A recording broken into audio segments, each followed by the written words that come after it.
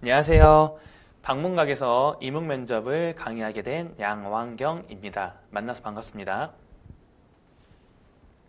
자, 이번 영상에서는 제가 여러분들께 샘플 강의를 통해서 이문면접에 대한 간단한 팁을 조금 설명해 드릴 거고요. 그 다음에 최신 기출 문제를 하나를 같이 풀어보면서 면접을 어떻게 바라봐야 되는구나, 면접 문제를 어떻게 공부해야 되는구나, 이런 보는 눈을 저와 함께 공유할 수 있도록 도와드릴 예정입니다. 이게 샘플 무료 강의이지만 충분히 큰 가치를 갖고 있는 강의가 될 수 있도록 준비했기 때문에 끝까지 잘 봐주시면 감사하겠습니다. 자, 먼저 제가 가장 먼저 드리고 싶은 말씀은 면접 준비는 빠를수록 좋다고 말씀을 드리고 싶습니다. 제가 지금 여기에 이제 초등 임용고시 일정과 중등 임용고시 일정을 나왔는데요. 이제 1차 시험을 보고 나서 1차 발표까지 약 한 30일 정도 좀 안 되게, 30일 좀 넘게 날짜가 남아 있습니다. 그리고 1차 발표부터 2차 면접까지는 30일 조금 안 되게 시간이 남아 있고요. 중등도 마찬가지입니다. 이제 30일 조금 넘게 날짜가 남게 되고, 그 다음에 1차 발표 이후에 최종 면접 날까지 30일 조금 덜 되게 되어 있습니다. 원래 기존에는 이 면접 날짜가 일주일 더 앞쪽에 있었는데 이번 연도에는 조금 더 시간이 확보되어 있는 모습입니다. 자, 그래서 이 30과 30을 더해 보면은 총 이제 2달의 준비 기간이 사실상 여러분들께 주어지게 됩니다. 자, 근데 이제 많은 수험생들이 궁금해하는 부분이 바로 1차를 발표한 이후에 2차 면접을 준비하면 안 되냐, 이런 분들이 많이 있어서 제가 좀 설명을 드리려고 합니다. 일반적인 수험생들이 면접을 준비할 때 보통 이제 기초를 완성하는 한 2주 정도 걸립니다. 그래서 2주를 하면서 부딪혀 보면서 이게 맞는지 이게 아닌지 경험해 보는 시간이 약 2주 정도 됩니다. 그리고 나서 2주 정도 이제 연습을 하다 보면은 감을 조금씩 찾아갑니다. 면접은 이렇게 해야 되는구나, 이렇게 대답해야 되는구나. 벌써 2주 했으니까 벌써 한 달의 시간을 사용하게 되는 거죠. 그럼 이제 한 달이 더 남게 되는데 이 남은 한 달 동안은 어떡하냐? 계속 연습을 하면서 최종 단계까지 완성해 나가게 됩니다. 자, 근데 만약에 1차 발표 이후에 2차 면접을 준비하기 시작하면 이 뒤에 연습하는 한 달이 없어지고 앞에 한 달만 남게 됩니다. 그래서 이거는 보통 수험생의 기준이기 때문에 사람마다 속도의 차이는 있어요. 그래서 누군가는 더 빨리 완성해서 한 달 만에 완성해서 가는 사람도 있고, 아니면 한 달 동안 아무것도 완성하지 못하고 간 사람도 있습니다. 그렇지만 이제 제가 추천드리는 거는 일반적으로 이렇게 시간이 걸리기 때문에 2달의 충분한 기간을 갖는 게 중요하다. 근데 여기서 의문점. 많은 분들이 1차에서 떨어지면 이제 2차를 못 보는 건데 그럼 의미가 있냐, 이렇게 생각하시는 분들이 있는데요. 제가 확실히 말씀드릴 수 있는 거는 지금의 준비 경험이 이게 반드시 도움이 또 될 수 있다고 말씀드리겠습니다. 솔직히 임용고시를 한번 보고 나는 그냥 재미로 보고 다시는 안 볼 생각이다 하신 분들은 그렇게 하셔도 좋지만, 나는 꼭 최종 합격을 할 거야 목표이신 분들은 반드시 이 2달 동안의 일정을 꽉꽉 채워서 그 공부를 준비하시는 것을 추천드립니다. 자, 그 다음으로 이제 임용 면접과 일반 면접의 차이에 대해서 조금 설명을 드리려고 하는데요. 제가 이제 다양한 면접 관련된 영상을 좀 많이 보고 이제 조언을 해주신 분들도 봤는데, 그분들이 많이 이야기하시는 게 이제 기본적으로 뭐 어떤 발성, 그다음에 예의, 태도, 포부, 뭐 이런 거에 대해서 많이 말씀을 하시더라고요. 근데 이제 이거는 정말 안타까운 게 가끔씩 임용 면접과 일반 어떤 회사 면접 혹은 아나운서 면접을 조금 착각하시는 분들이 있더라고요. 그래서 이 4개의 요소가 중요하지 않다, 이건 진짜 없어도 된다, 이 뜻이 아닙니다. 그러니까 이거는 이 임용 면접의 본질이 아니라고 말씀드리고 싶습니다. 솔직히 발성은 저 앞에 있는 이 평가위원에게 그냥 내 목소리가 전달될 정도로만 말이 나오면 되지 뭐 어떤 그 이상의 것이 필요하지 않습니다. 예의, 혹시 여러분들 시험장에 가서 껌을 씹으면서 면접을 보실 건가요? 그 정도 예의, 기본적인 예의만 갖추면 됩니다. 태도? 뭐 면접 답변을 하면서 이렇게 뭐 팔을 이렇게 한다든지 아니면 이렇게 넣어서 한다든지 이런 분들은 없잖아요. 그쵸? 기본적인 태도만 갖추면 됩니다. 포부? 여러분들이 자신감 있게 답변하는 건 정말 중요합니다. 하지만 내가 어떤 커다란 포부를 따로 말하거나 이럴 필요가 전혀 없는 시험입니다. 그럼 이 시험은 대체 뭐가 중요하냐? 이 시험의 본질과 핵심은 바로 다른 곳에 있습니다. 그러니까 우리가 이 본질과 핵심에 집중을 하는 게 중요하지 다른 곳에 에너지를 낭비하지 않는 것이 중요합니다. 그래서 이 본질과 핵심은 저의 이제 기본 강의와 심화 강의를 통해서 어떤 거를 포커싱해서 공부해야 되는지 말씀드릴 예정입니다. 자, 그래서 중요한 것에 집중하는 게 더 필요하다. 자, 그 다음에 세 번째, 내 지역을 정확히 아는 게 중요합니다. 이제 1차 시험의 경우 이제 전국이 동일한 문제로 교육과정평가원에서 제시하는 문제로 시험을 보게 되는데요. 2차 시험의 경우 지역이 두 가지로 나뉘게 됩니다. 첫 번째, 자체 출제 지역입니다. 이 밑에 해당하는 서울, 경기, 세종, 대구, 충북, 초등이 해당하게 되는데요. 이 지역 같은 경우 자기 지역에서 직접 문제를 출제합니다. 그래서 아무래도 직접 출제하다 보니까 자기들이 좀 더 입맛에 맞는 교사를 선발하고 싶어 하겠죠. 그래서 자기 지역의 어떤 정책, 교육 방향, 우리의 어떤 가치관 이런 거에 대해서 좀 더 질문을 하고 시험이 좀 형태가 다르게 된 지역입니다. 자, 다음 두 번째, 평가원 지역인데요. 한국교육과정평가원에서 만드는 문제를 가지고 2차를 진행하는 지역입니다. 앞에서 제시한 지역 이외의 지역인데요. 뭐 강원, 경남, 경북, 광주, 대구, 대전, 부산, 울산, 인천, 전남, 전북, 제주, 충남, 충북 이 나머지 모든 지역이 평가원 지역이라고 보시면 되겠습니다. 그래서 이 모든 지역은 같은 문제를 가지고 시험을 보게 됩니다. 아무래도 자체 출제 지역과 평가원 지역은 공부 방법이 굉장히 다를 수밖에 없습니다. 그래서 제가 심화 강의에서도 실제로 이 두 지역을 나눠서 진행을 하는 것이고요. 좀 더 디테일하게 말씀드리자면 평가원 지역보다 자체 출제 지역이 솔직히 살짝 공부하는 준비하는 난이도가 더 높습니다.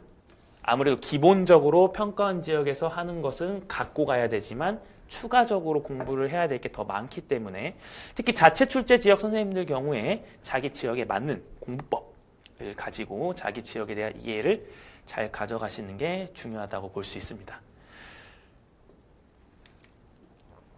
자, 이렇게 해서 제가 기본적인 면접에 대한 간단한 이야기만 했는데요. 나머지 이제 면접에 대한 기본 이야기는 제 기본 강의를 통해서 만나보실 수 있습니다.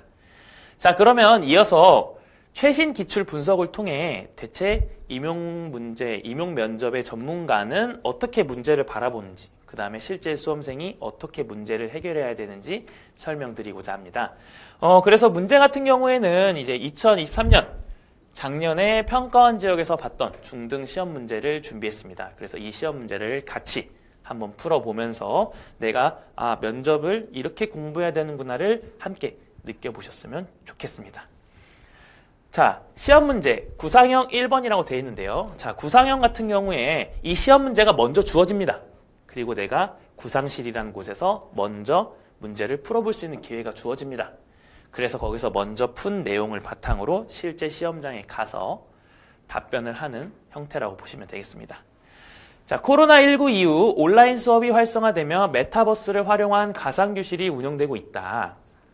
다음 제시문의 학생 설문 결과를 읽고 메타버스 활용 수업에서 발생한 문제점 3가지, 학생별로 찾고 이를 해결할 수 있는 방안 3가지를 말하시오. 이렇게 돼 있네요. 자, 그러면 이 문제를 일단 어떻게 바라봐야 되냐? 코로나19 이후 온라인 수업, 이 온라인 수업이 결국에는 이제 출제가 되었구나. 그래서 메타버스라는 주제를 가지고 출제가 되었구나. 그럼 이제 평가원 선생님들은 이제 이런 최신 주제, 이제 최신 교육계에서 있었던 이슈, 이런 게 시험 문제로 또 충분히 나올 수 있겠구나. 그럼 올해는 또 어떤 최신 이슈가 있는지 한번 알아보는 게 중요하겠구나. 이렇게 느끼셔야 됩니다. 자, 다음 제시문. 임용 면접 같은 경우에 제시문이 나오는 경우가 굉장히 많습니다.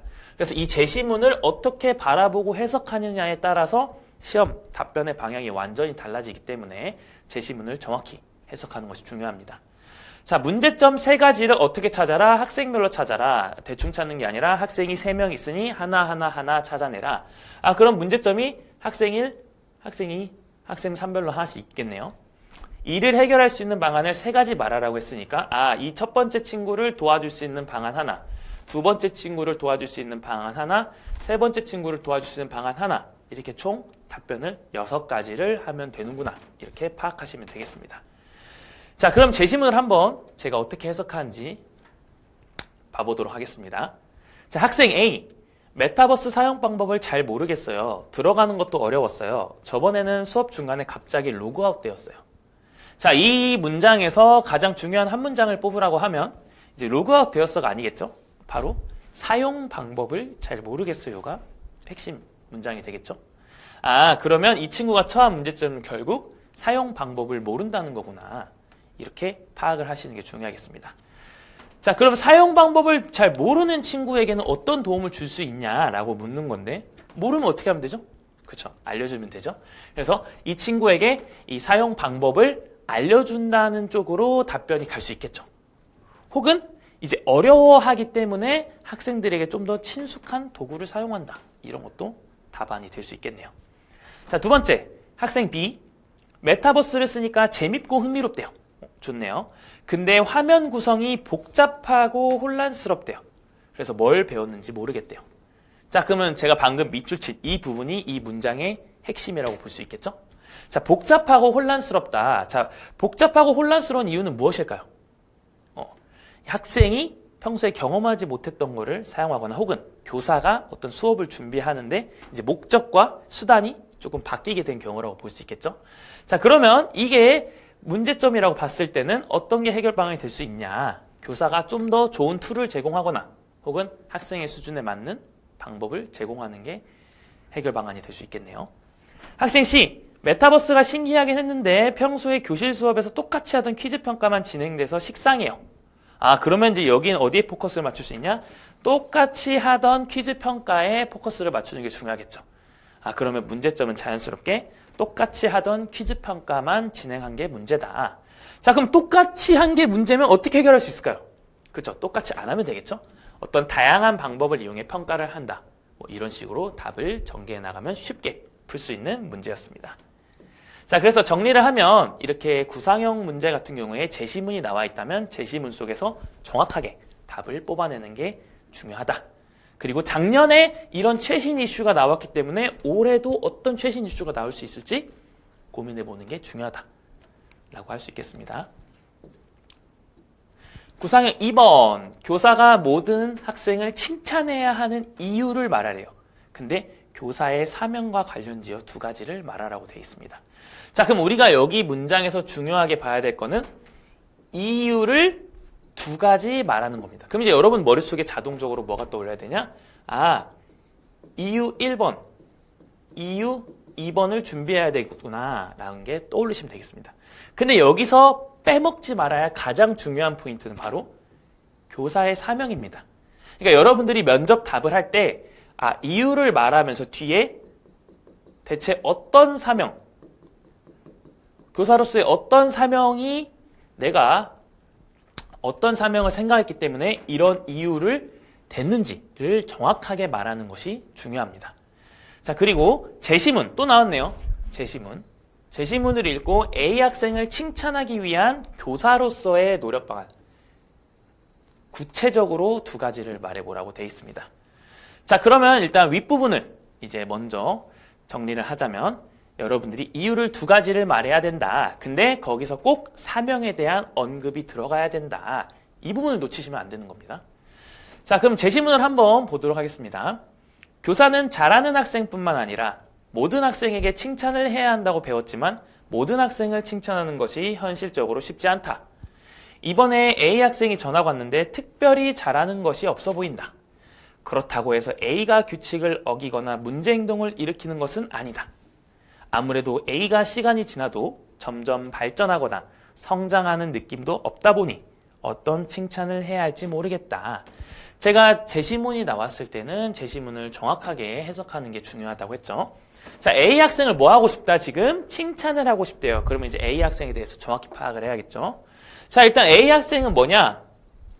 전학을 왔다고 합니다. 전학.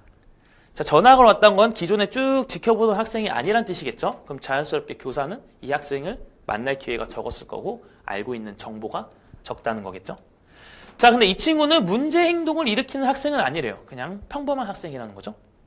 근데 시간이 지나도 혼자서 그냥 뭐 발전하거나 성장하진 않는데요. 자, 그럼 이제 여기서 내가 뭘 도와줄 수 있는지 두 가지를 추출하는 게 중요하겠죠. 자, 그럼 첫 번째, 전학을 왔다.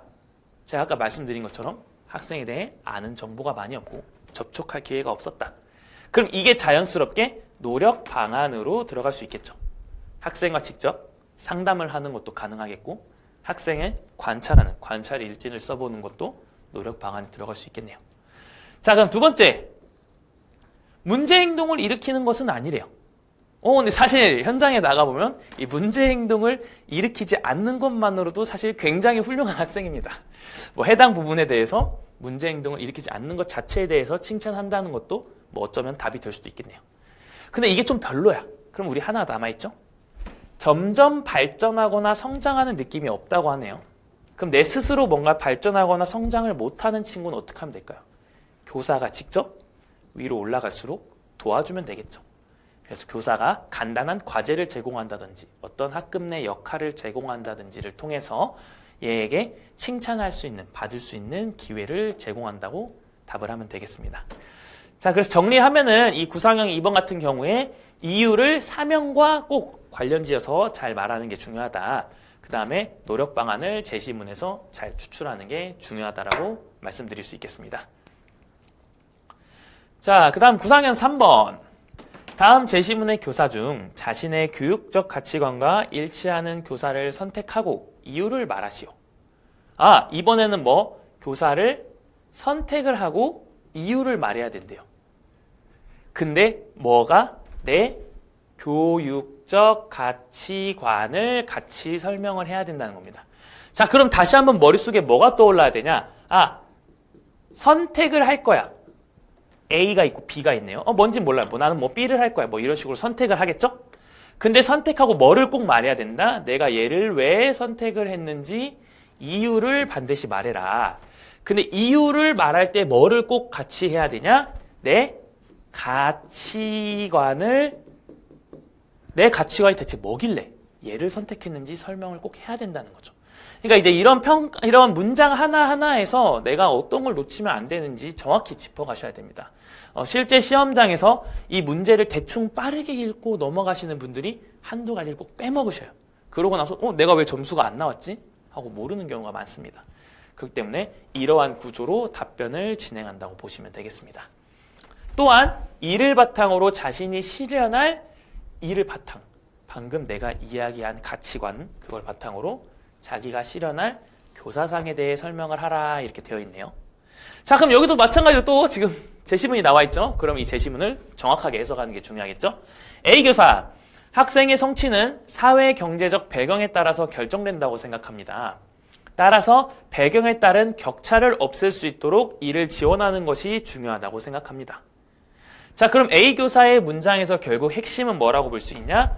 격차를 없앤다. 그래서 격차를 없애도록 도와주는 게 중요하다.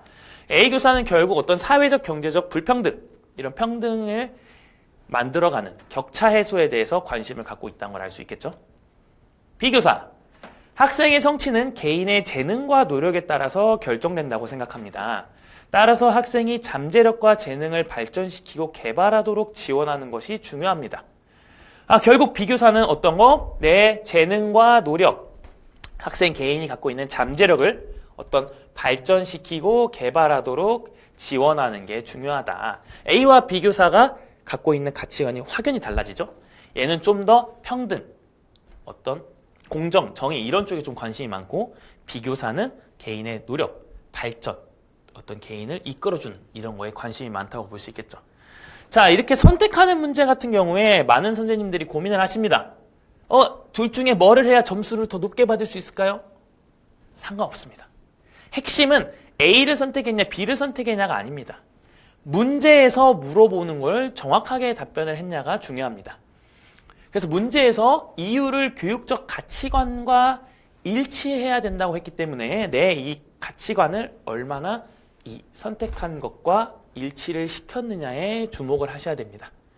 물론 이 선택 문제에서 이제 조금 답이 조금 정해진 경우 예외도 한두 번 있었는데 그거는 이제 제가 강의에서 다루도록 하겠습니다. 자, 여기서는 일단 선택의 이유, 가치관을 정확하게 말하는 게 중요하다. 저는 B 교사를 선택할 거예요. 그 이유는 저는 노력이 정말 중요하다고 생각하기 때문입니다. 그래서 저의 교육적 가치관은 학생이 노력을 통해서 자신의 잠재력을 뭔가 깨우고 발전할 수 있도록 도와주는 것이 교사의 역할, 학교의 역할이라고 생각한다. 이런 식으로 전개해 나가면 되겠죠? 이를 바탕으로 실현할 교사상, 그 말 뜻은 내가 후에 말할 교사상도 내가 A를 선택했으면 A에 맞게 가야 되고 B를 선택했으면 B에 맞게 가야 된다는 거죠. 내가 B를 선택해놓고서 교사상에서는 그래도 좀 더 이 학생들이 경제적 배경을 극복할 수 있도록 도와주겠습니다. 이런 식으로 말하면 답의 방향이 틀린다고 볼 수 있겠죠. 자, 그래서 결국 이 구상형 3번 문제도 마찬가지로 이 선택을 하는데 문제를 정확히 읽고 제시문을 잘 해석하는 게 중요하다라고 보시면 되겠습니다. 자, 그 다음 마지막으로 즉답형 문제입니다.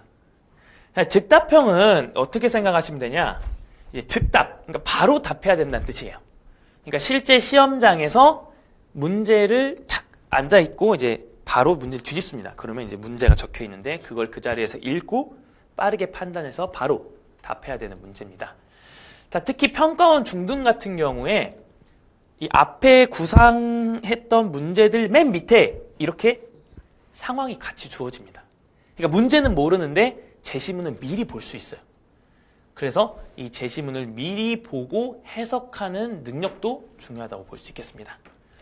자, 그래서 이제 나중에 문제를 확인하게 될 거지만 우리는 문제를 확인하기 전에 얘를 어떻게 바라보면 좋은지에 대해서도 제가 알려드리도록 하겠습니다. 자, A 교사와 B 교사는 평소 친한 사이였다. 근데 최근 학교가 탄소 중립 중점 학교로 지정되면서 사업 활동에 대한 의견 차이 갈등이 생겼다. 그쵸? 이 갈등이 생겼다. 이게 핵심이겠죠? 그래서 관계가 나빠졌다고 해요. 그래서 A 교사는 학생 참여 중심의 이벤트 수업으로 진행을 하자.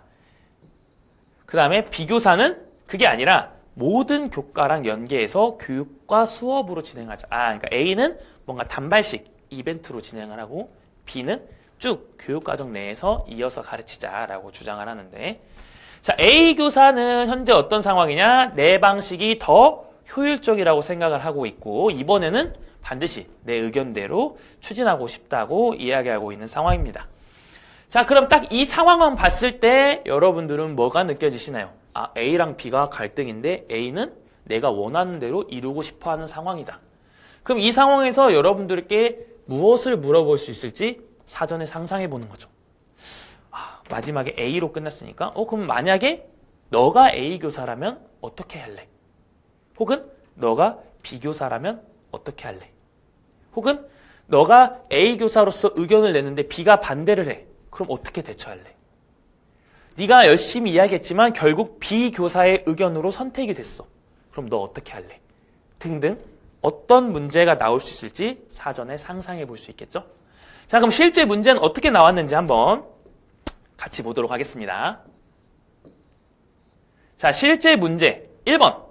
내가 만약에 A 교사라면 어떻게 할 건지 답하시오가 나왔네요. 그쵸? 제가 예상한 대로 문제가 나왔습니다. 자, 내가 A 교사라면 어떻게 행동을 할 건지 물어봤는데 이거에 많은 분들이 답안에 포커싱을 잘못 맞추시더라고요. 자, 보시면 A 교사는 결국 뭐를 원하고 있냐? 꼭 내 의견대로 추진하고 싶다라는 상황입니다. 그러니까 양보를 하겠다는 상황이 아니라 내가 A 교사로서 어떻게 B 교사를 설득을 할 건지 이 행동에 대해서 제시를 해야 되는 거죠. 그러니까 예를 들어서 내 이벤트 수업이 갖고 있는 장점, 이것이 어떤 게 좋은지에 대한 근거를 모은다든지 내가 수업 사례, 이벤트 수업 사례를 준비해서 제시한다든지 평소 친분을 이용해서 조금 부탁을 한다든지 혹은 다른 교사들과 함께 내 의견과 같은 의견을 갖고 있는 교사와 함께 설득을 한다든지 이런 식으로 답의 방향이 진행되어야 합니다. 근데 여기서 많은 분들이 어떤 실수를 했냐? 평소에 맨날 외우던 말이 있어요. 저는 공감하겠습니다. 저는 소통하겠습니다. 이런 말을 하시는 분들이 있었어요. 그러니까 공감을 한다는 건 좋긴 한데, 그러니까 내가 내 의견대로 추진하고 싶다는 게 핵심인데 그냥 가서 비교사의 마음을 이해하겠습니다. 이렇게 답변을 했다면 틀린 답이 되는 거죠. 그러니까 이게 제시문을 정확하게 보고 문제에서 뭐를 묻느냐를 정확하게 답하는 게 왜 중요한지 알 수 있는 부분입니다. 그래서 아마 이렇게 답변하신 분들은 아마 높은 점수를 받기 어려웠을 겁니다. 2번, 이 위대로 답변대로 했을 때 유의할 점을 말하세요. 근데 이거는 굉장히 쉬운 문제죠. 내가 만약에 설득하겠다 했으면은 설득할 때 어떤 걸 조심해야 되는지, 뭐 너무 지나치게 푸시를 하면 안 된다든지, 내가 정확한 근거를 대야 된다든지 쉽게 답할 수 있었던 부분일 겁니다. 자, 3번. 또 많은 수험생들이 또 3번에서 실수를 많이 하십니다. 내가 A와 B교사를 중재해야 하는 누구? 제3자의 입장이래요. 어떻게 중재할 것인지 답하라고 했는데, 자, 여기서 이 문장에서 다른 걸 다 버리더라도 가장 중요한 게 뭐냐라고 묻는다면 바로 이 제3자입니다. 제3자. 정말 제가 이 답을 나중에 피드백을 하고 했을 때 많은 수험생들이 제3자 입장에서 답을 하는 게 아니라 자기가 A 교사나 자기가 B 교사인 것처럼 답하시는 분들이 상당히 많았습니다. 지금 이 영상을 보시는 분들 안 믿겨지시죠? 근데 실제 시험장에 가서 정신을 똑바로 안 차리면 이 제3자의 입장이 아닌 A 교사와 B 교사의 입장으로 답하게 됩니다. 그래서 여러분들이 이런 문제를 풀 때도 항상 문제를 대충 읽는 게 아니라 내가 어떤 거에 포커스를 맞춰서 정확히 답해야 되는지 파악하시는 것이 중요합니다. 자, 그래서 제3자의 입장에서 어떻게 할 건지 방법에 대해서 잘 설명하면 쉽게 해결할 수 있었던 문제였습니다. 자, 제가 이렇게 해서 기출을 쭉 한번 바라보는 눈에 대해서 설명을 드렸는데요. 제가 이런 식으로 이제까지 나왔던 모든 문제를 하나하나 다 뜯어서 분석을 하고 어떤 게 함정으로 나오는지, 그 다음에 어떤 내용에 좀 더 집중을 해야 되는지, 어떻게 해결해야 되는지를 모아서 기본 강의와 심화 강의로 구성하게 되었습니다. 근데 이제 혼자서 이렇게 문제를 하나하나 다 분석하려고 하면 굉장히 어려워지시죠? 걱정하지 마세요. 제가 그래서 기본 강의를 통해서 제가 방금 한 것처럼 기본적으로 면접 문제를 바라보는 눈을 갖출 수 있도록 도와드릴 예정이고요. 심화 강의를 통해서는 다양한 주제를 해결하는 능력을 완성시킬 수 있도록 도와드릴 예정입니다. 그래서 이제 앞으로 저와 만나는 강의를 통해서 저와 비슷한 눈, 저와 비슷한 안목을 갖출 수 있도록 제가 충분히 도움을 드리도록 하겠습니다. 자, 이상으로 저의 이 샘플 강의 기출 분석 영상을 마치도록 하겠고요. 그다음에 현장에서 만날 수 있도록 기다리고 있겠습니다. 감사합니다.